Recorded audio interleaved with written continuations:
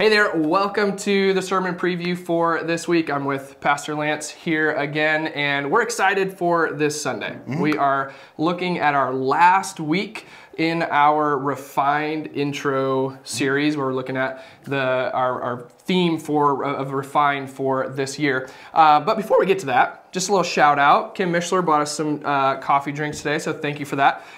We are not sponsored by Five Lakes. Not yet. Yet.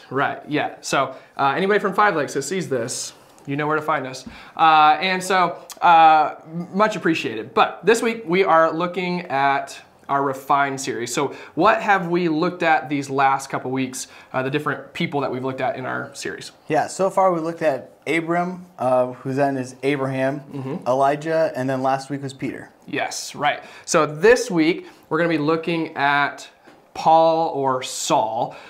He really kind of goes by both names throughout the scriptures. In this particular passage, he's referred to as Saul most of the time here. And so just some background of Saul.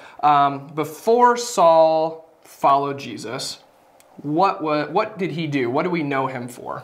Yeah, Saul was a guy that was actually just persecuting Christians. He went out and pretty much made their lives miserable. Yeah. He was a Christian killer. Yeah.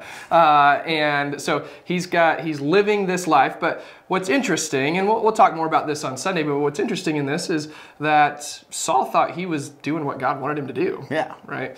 And I think sometimes in our lives, we do the same thing where we think we're going in this direction, this is what God wants me to do, but then later we find out that we're really doing more harm than good because that's not the purpose that God had for us. And so it can just be a challenging thing as we recognize what direction is God calling me to go. So, but what we know is Saul, he thought he was doing what God wanted him to do. He thought he was in the right. Yeah.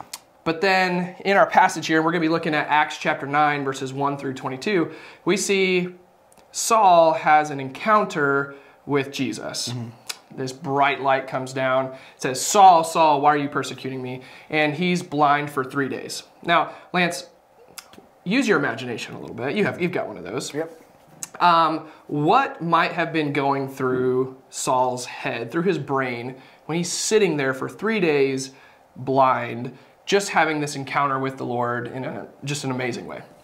Yeah, I mean, I think it's kind of a 180. Like, he was fully visible. He could do whatever he wanted to. And now he's kind of hopeless. I mean, being blind, there wasn't much for him. And I mean, he's looking more at being a beggar and going, oh, crap, I kind of need Jesus now more than ever. Right, because the reality is Saul didn't know, was this blindness ever going to go away? Exactly. Right? He thought it was probably permanent, I would think. So there's probably a sense of hopelessness maybe that came with that.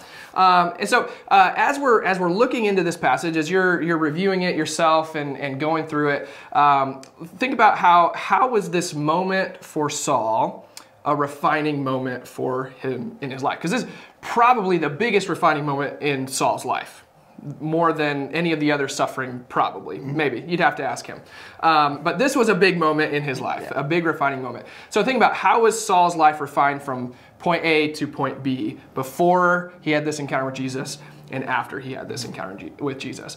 But then also be thinking about yourself. How has God refined you in order to point you in the direction that he wants you to go? How has he refined you for his purpose? So, I'm excited for this week. Me too. I hope you are as well. Looking forward to it. Again, it's good to be here with Lance. I feel like I'm looking at you a little bit different today than other times, but I can't put my finger on it. So anyway, we will see you 9:15 Sunday morning. See ya. Take care.